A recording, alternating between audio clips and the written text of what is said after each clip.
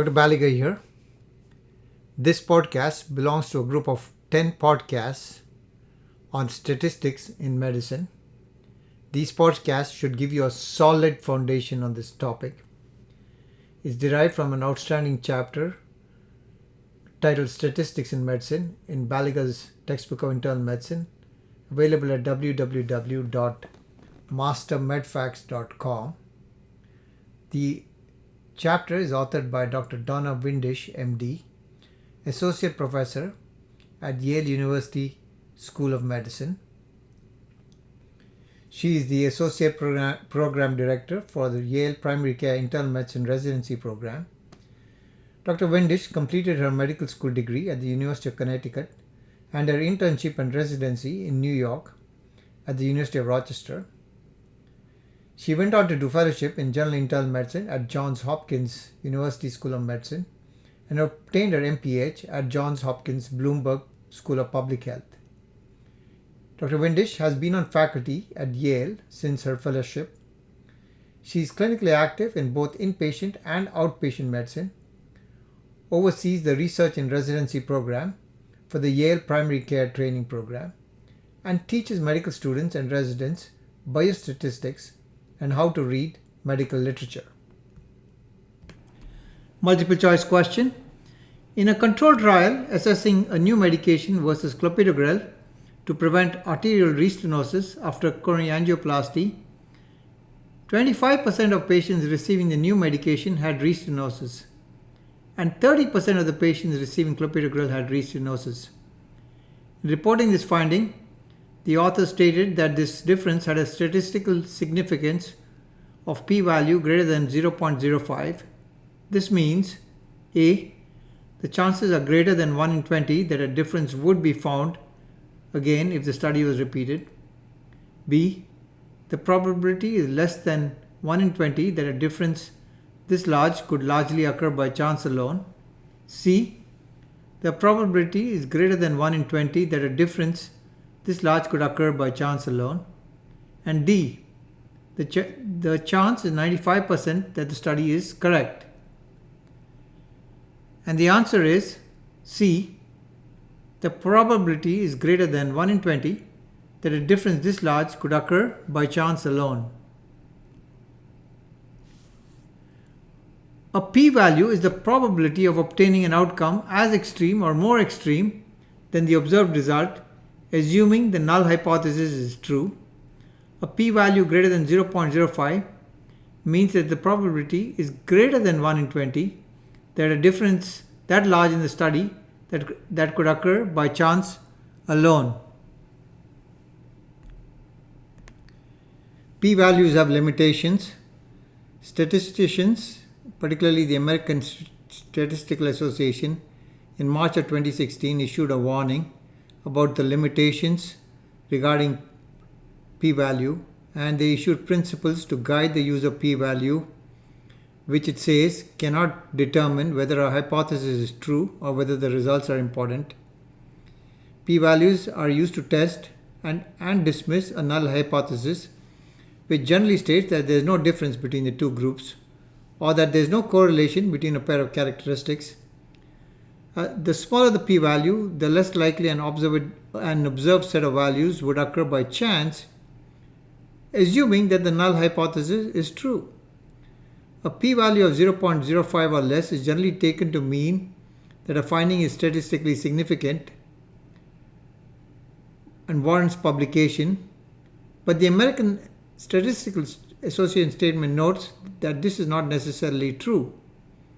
A p-value of 0.05 does not mean that there is a 95% chance that a given hypothesis is correct.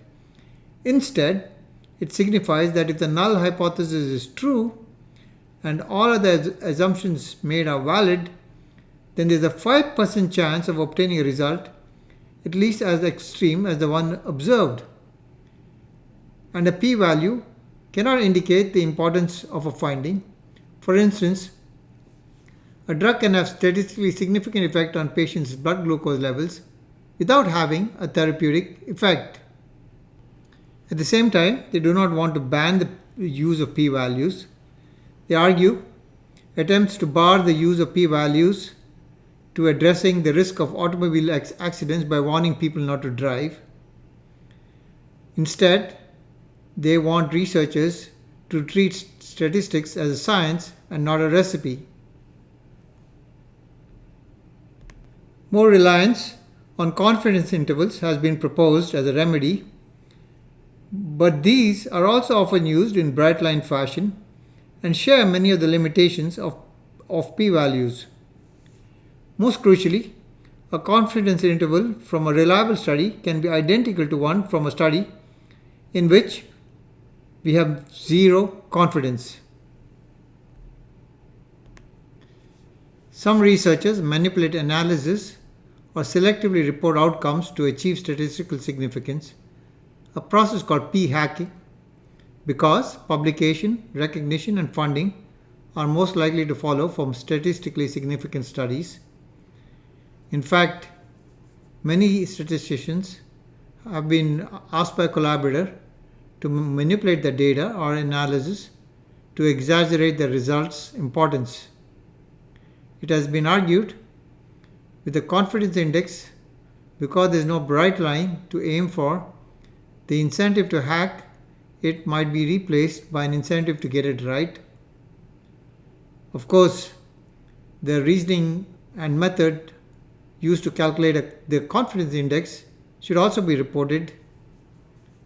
The foundation for such methods already exist, including Bayesian statistics, sensitivity analysis, and more, although all these need further refinement.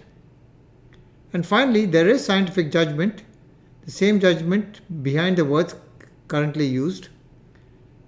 However, numbers always speak louder than words, and it is beyond time to convert those words into numbers with a clearer meaning.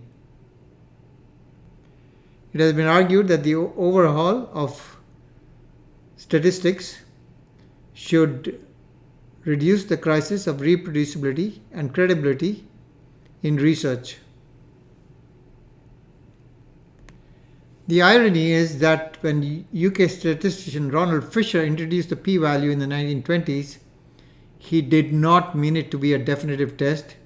He intended it simply as an informal way to judge whether evidence was significant in the old-fashioned sense, worthy of a second look. The idea was to run an experiment and then see if the results were consistent with what random chance might produce. Researchers would first set up a null hypothesis that they wanted to disprove, such as there being no correlation or no difference in the two groups. Next, they would play the devil's advocate and, assuming that this null hypothesis was in fact true, calculate the chance of getting the results at least as extreme as what was actually observed. This probability was a p-value. The smaller it was, suggested Fisher, the greater likelihood that the strawman null hypothesis was false. For all the p-value's apparent precision, Fisher intended it to be just one part of a fluid, non-numerical process that blended data and background knowledge to lead to scientific conclusions. However, it got swept away into a movement to make evidence-based decision-making as rigorous and objective as possible. This movement was spearheaded in the late 1920s by Fisher's bitter rivals, Polish mathematician Jerzy Neyman and UK statistician Egon Pearson, who introduced an alternative framework for data analysis, which included statistical power, false positives, false negatives, and many other concepts now familiar from introductory statistical classes. They pointedly left out the p-values. When these rivals feuded, Neyman called some of Fisher's work mathematically worse than useless. Fisher called Neyman's approach childish and horrifying for intellectual freedom in the West. Other researchers lost patience and began to write statistics manuals for working scientists. And because many of the authors were non-statisticians, without a thorough understanding of either approach. They created a hybrid system that crammed Fisher's easy to calculate p-value into Neyman and Pearson's reassuringly rigorous rule-based system. This is when a p-value of 0.05 became enshrined into statistically significant. Goodman said the p-value was never meant to be used the way it is used today. Therefore, statistics has limitations. Numbers are where scientific discussion should start and not end. 3 questions a physician might want to ask after a study. A. What is the evidence? B. What should I believe? And C. What should I do? This podcast on statistics in Journal Internal Medicine is derived from an outstanding chapter on this topic in Baliga's textbook of internal medicine, available at www.mastermedfacts.com. It's authored by Dr. Donna Windish, Associate Professor in Internal Medicine at Yale University School of Medicine.